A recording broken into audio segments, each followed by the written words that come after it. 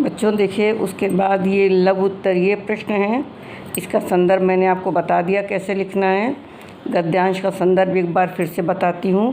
प्रस्तुत गद्यांश हमारी पाठ्यपुस्तक हिंदी के गद्य खंड के मंत्र नामक पाठ से लिया गया है। फुल स्टॉप, पूर्ण विराम। इसके रचयिता या इसके लेखक मुंशी प्रेमचंद जी। इतना तो बच्चों आपको लिखना ही है, ध्यान करके याद रखिएगा। अब इसमें है लघु उत्तरीय प्रश्न। लघु उत्तरीय प्रश्न देखिए, क्या मंत्र एक मर्मस्पर्शीय कहानी है तो क्यों? ये पूछा जा रहा, अगर मर्मस्पर्शीय है, हृदय को छूने वाली है, तो क्यों? तो इसमें हम ये कह सकते हैं कि मंत्र एक मर्मस्पर्शीय कहानी है। भगत अपने पुत्र के जीवन दान की याचना डॉक्टर चड्ढा के समक्ष करता है, लेकिन डॉक्टर चड्ढा के ऊपर उसका कोई असर नहीं होता है और अपनी बीमारी के कारण भगत का लड़का इस दुनिया से चला जाता है। और उसी के कुछ दिन बाद डॉक्टर चड्ढा के लड़के को सर्प ने जब डस लिया तो चड्ढा ने बूढ़े भगत को इलाज के लिए बुलाया। पहले भगत ने मना कर दिया, लेकिन रात में चड्ढा के लड़के के उपचार के लिए जाता है और उसके उपचार से डॉक्टर चड्ढा का बेटा ठीक हो जाता है। तो ये इसलिए इतना कष्ट होने पर भी उस बूढ़े भगत ने डॉक्टर चड्ढा की सहायता की, तो इसलिए ये कहानी मर्मस्पर्शीय कहानी कही गई है। दूसरा प्रश्न है, भगवान बड़ा कारसाज है, इस वाक्य का भाव स्पष्ट कीजिए। तो अच्छा और बुरा सब ईश्वर के हाथ में है। ईश्वर सब कुछ करने में समर्थ है। वह जिंदा को मुर्दा कर सकता है और मुर्दा को जिंदा कर सकता है। इसीलिए कहा गया, नहीं, भगवान जो चाहे वो कर सकता है, तो इसलिए कहा गया भगवान बड़ा कारसाज है। ये कौन कहता है? जब बूढ़ा भगत डॉक्टर चड्ढा के घर पहुंचता है इलाज के लिए और डॉक्टर चड्ढा कहते हैं कि अब तो सब कुछ ख़त्म हो गया, तो उसने कहा ऐसा कुछ नहीं है, भगवान बड़ा कारसाज है, अगर होगा तो भैया ठीक हो जाएंगे। तो उसने ये कहा था, उसका मतलब ये कि ईश्वर अगर चाहेगा, इतना समर्थ है कि चाहेगा तो जिंदे को मुर्दा कर देता है और मुर्दे को जिंदा कर देता है। अगला है, इन प्रश्नों का आपको उत्तर करना है, इसलिए मैं समझा रही हूँ बच्चों। अंततः भगत डॉक्टर चड्ढा के पुत्र को बचाने क्यों चला गया? तो डॉक्टर चड्ढा के पुत्र की हालत जानकर भगत से नहीं रहा गया और उसके मन में बदले की भावना नहीं थी और जीवन में इस तरह के उसने कभी भी कोई कार्य नहीं किया था कि उसने किसी को सुना हो और ना गया हो। तो भगत के मन में ऐसी दया थी, इसलिए वो डॉक्टर चड्ढा के पुत्र को बचाने चला गया। सब बच्चों हम समझा जरूर दे रहे हैं, लेकिन आपको अपने मन से समझ के उत्तर लिखना है।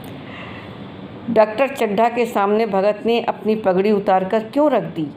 तो कहते हैं अपने पुत्र को जान बचाने के लिए भगत ने अपने सर की पगड़ी उतार के चड्ढा के सामने रख दी थी।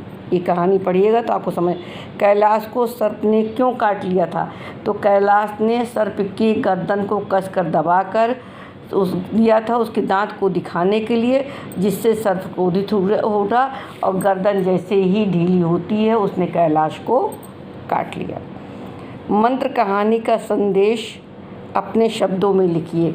तो मंत्र कहानी का संदेश यह है कि हमें अमीर और गरीब के साथ समान व्यवहार करना चाहिए और दूसरों के सुख दुख में समान रूप से भागीदार होना चाहिए, जैसे कि बूढ़ा भगत हुआ। नारायणी ने भगत के लिए क्या सोचा था? नारायणी ने सोचा था कि मैं उसे कोई बड़ी रकम दूंगी। नारायणी कौन थी? डॉक्टर चड्ढा की पत्नी। बच्चों, इन प्रश्नों के उत्तर आपको अपने शब्दों में, कैलाश के जन्मदिवस की तैयारियों को अपने शब्दों में लिखिए। इसको जो आपको समझ में आए लिखना है। डॉक्टर चड्ढा और बूढ़े से संबंधित 10 वाक्य लिखिए। ये भी बच्चों आपको अपने मन से करना है। अब ये वाला, इस पाठ से आपको क्या शिक्षा मिलती है? तो इस पाठ से हमें यह शिक्षा मिलती है कि हमें दूसरों के सुख और दुख में समान रूप से भागीदारी करनी चाहिए। इन 10 प्रश्नों के उत्तर संक्षेप में आपको करना है। अब ये अति लघु उत्तरीय प्रश्न हैं, इनको मैं नहीं देती हूँ, बल्कि इसके बजाय मैं आपको जो व्याकरण बोध है ये करने के लिए बता रही हूँ। इसको मैं कह देती हूँ, आप इसको अपना करिएगा। एक एक बताती चल रही हूँ, इसको आपको खुद करना है, ठीक है। तो देखिए, पहला है निम्नलिखित मुहावरों का अर्थ बताकर वाक्य प्रयोग कीजिए। आंखें ठंडी होना यानी निष्प्राण होना, जान निकल जाना, है ना। आंखें ठंडी होना, निष्प्राण होना, निश 60 षटकोण वाला रहेगा ऐसे, देखिए, निश प्राण, ये क्या है, निष्प्राण होना यानी जान निकल जाना। चैन की नींद सोना, बेफिक्र हो जाना, अर्थ मैं बता रही हूँ, वाक्य प्रयोग आप लोग करेंगे। किस्मत ठोकना यानी भाग्य को दोष देना। कलेजा ठंडा होना यानी चैन पड़ना। हाथ से चला जाना यानी प्रिय वस्तु का हाथ से निकल जाना। सूरत आँखों में फिरना यानी भूली हुई चीज़ को याद आना। उत्तर मैंने आपको अर्थ बता दिया है। वाक्य प्रयोग आप करेंगे। आंखें ठंडी होना, निष्प्राण होना, चैन की नींद सोना, बेफिक्र होना, किस्मत ठोकना, भाग्य को दोष देना, और कलेजा ठंडा होना, चैन पड़ना, हाथ से चला जाना, प्रिय वस्तु का हाथ से निकल जाना, और सूरत आँखों में आना, भूली हुई बातें याद आ जाना, ठीक है।